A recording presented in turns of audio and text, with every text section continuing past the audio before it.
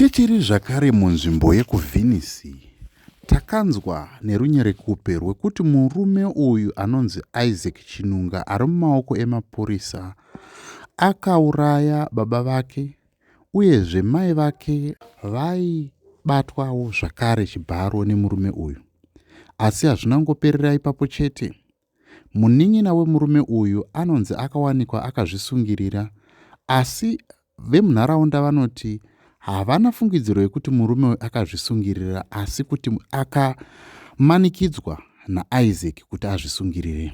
Saka vachitaura vanoti murume uyu anogona kunge ane ngozi nemweya inomutevera inomukonzera kuti aite zvaanoita izvi. Asi tichiri pakati pekutaura nyaya iyi, takasangana nemumwe mudzimai anotaura zvakare kuti murume uyu akabata chibharo kumukadzi wekunzvimbo yekudhoneni kuvillage 2. Ngatipindei muhurukuro yatakaita naye achitsanangura nyaya yezvizere kuti zvakafamba sei.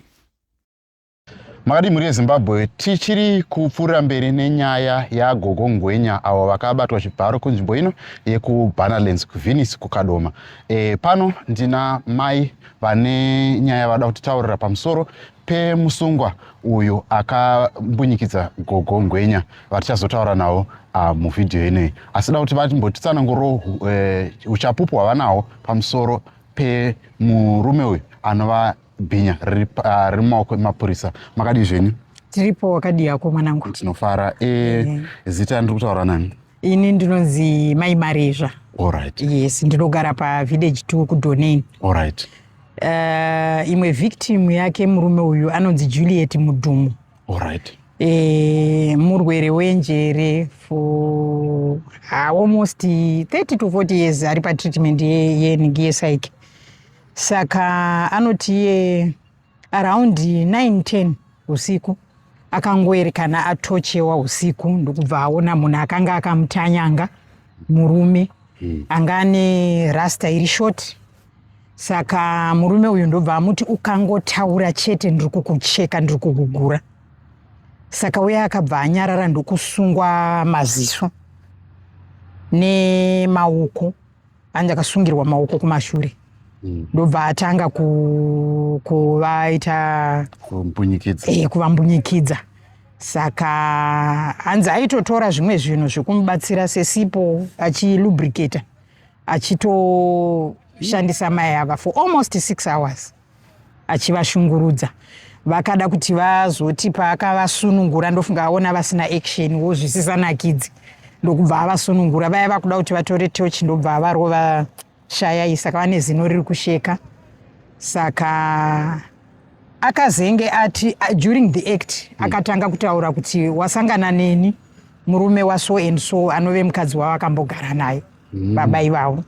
Saka akashungurudzwa mudzimai iyeye, apa anorwara njere. Saka ndakaenda naye kupolisi, akatanga kuenda kupolisi ndobva anoenda kunorapwa. But sasahwira akave open kwandiri kuchitaura kuti handisi kugona kufamba musana, handisi kugona kuita tsvina chii. Ndikati chii chakaitika? Akazotaura kuti no, ndakasodomaizwa. Saka ndopa ndakazokumbira mapurisa kuti andinyorere tsamba yekuti ndiende naye kumadoctors.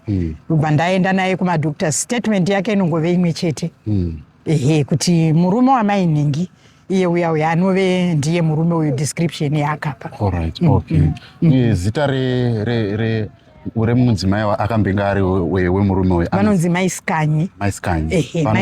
Vanogara kuno kuVenice. Iye zvino vanonzi vave kuChakari. Vaimbogara kuvillage kwedu, kuVillage 2 ikokoko. Okay. Mungafungidzira kuti anga ane makore mangani ekuberekwa? Ndiani? Uyu bhinya iri. Bhinya iri. Bhinya iri handifungi kuti rati rasvitsa 40. Handifungi kuti rati rasvitsa 40. Alright. Imimi semunhu wechidzimai anogara munzvimbo ineyi, muri kunzwa sei? Ende mashoko enyu kumhuri yeZimbabwe nevanobata mutemo ndeyekuti kudii pamusoro pemukomana? Mashoko andinotaura ndeyekuti hatisisiri safe zvachose, especially ndikafunga kuti munhu uyu tanga tigere naye kwenguva achiuya achihodha mbambaira achitengesa. Iye murume uyu? Iye murume yeye, vanhu vachitoenda pamba pake vachitenga mbambaira. Alright. Hatina kumboziva kuti tigere nemhondi yakadaro. Saka tiri kutonzwa kutya kuti kana mutemo ukamuregera munhu akadai so, tese tinotopera. Alright. tinopera. Alright. Ehe. Then kune pane zvimwe zvandisina kukubvunzai zvamuda kuti mutaure pamusoro penyaya zvinobatsiridza kuti nyaya ive neuremu kune vanenge vari kumatare edzimhosva. Kuti nyaya iyi ive neuremu, munhu ashungurudzwa uyu munhu wechikuru ari kuma 69 70. Saka takutotyira chembere dzose dzakadaro kana ndakunzwa kuti kuna gogo ngwenya vari kuma 80s futi. Saka ndo mavictims ake iwayo. Saka handioni kuti vanhu vanenge vari safe kana mutemo ukasunungura munhu akaita saiyeye. Tinotenda. Mauyewo zvakare mune mukomana uyu wechidiki. Uya pano shamwari. Ingotsanangurai nyaya yake kuti yakamira sei. Uyu mukomana uyu. Okay, uya kunoku, uya pakati. Okay. Anonzi Manu. Mukomana uyu agere nambuya vake. Mbuya vake ava vane murume asiri baba vemwana uyu. Saka vari 2 nemwana wababa avawo asiri mwana waamai ava. Saka baba ava vari kuve violent vachiiltrita vana. Ivo vanoshanda zvekufudza mombe. Alright. Ndo mari yavari kuhora nekuchengeta musha womunhu. But vakutora vana ava vachivaitisa basa iroro ivo vachienda vachinodhakwa. Alright. Vachitora zvikwereti muvanhu vachidi. Saka vakasvika paextent yekuti vakarova vana ava nemumwe wacho iyeye akatoita seakuvara ziso. Ndobva vana ava vatiza pamba. Ndobva vauya kumba kwangu. Vanochiuya kumba kwangu vachindibatsira kuchera mvura vachidi. Saka vakangozopotera kwandiri vana. Alright. Saka vana vari kushungurudzwa. Alright. Alright. Une makore mangani shamwari? 12. Wanga uri grade ani? Uri kuenda kuchikoro here? Unodzidza kupi? Muzvezve. Alright. Aiwa.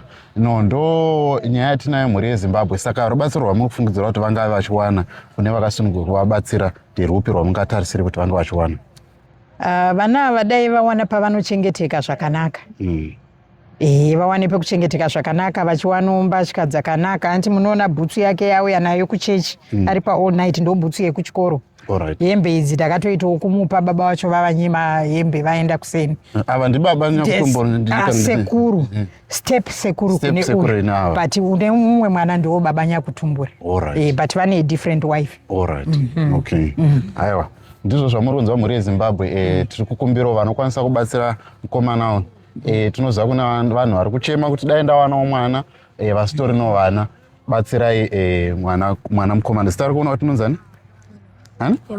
Emmanuel. Anonzi Emmanuel. Ini ndinowanikwa pafone number dzinoti 071 274 8993 kana kune vanenge vane rubatsiro rwakanangana nevana. Alright. Muchigara kuvillage? Village 2 yeDoneni. Kana kuona headmaster vavo vanonzi Mr. Winston Gwati paMuzvezve Primary School. Okay. Aiwa, mazvinzwawo madetails ndiwo anenge ari pascreen. Batsirai mhuri, batsirai mukomana. Tinotenda. Tinotenda mama nekuuya. Zvakanaka.